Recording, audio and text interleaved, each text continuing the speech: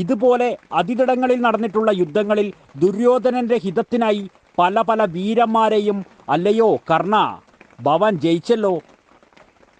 ഭീഷ്മരുടെ ഈ ദിഗ്വിജയ വർണ്ണനയെ ഒഴിവാക്കുവാൻ മറന്ന ബോറി കർണന്റെ ദിഗ്വിജയ ഭാഗം ഒഴിവാക്കിയത് ഒരു പൊരുത്തക്കേടാണ്. ബോറി ക്രിട്ടിക്കൽ എഡിഷൻ മഹാഭാരത പ്രകാരം കർണപർവം അധ്യായം 5 ശ്ലോകങ്ങൾ 18, 19, 20.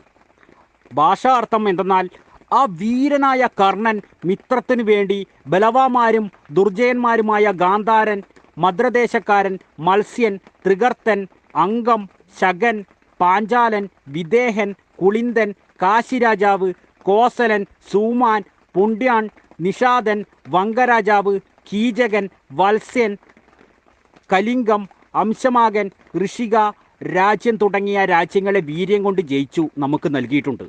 ധൃതരാഷ്ട്രരുടെ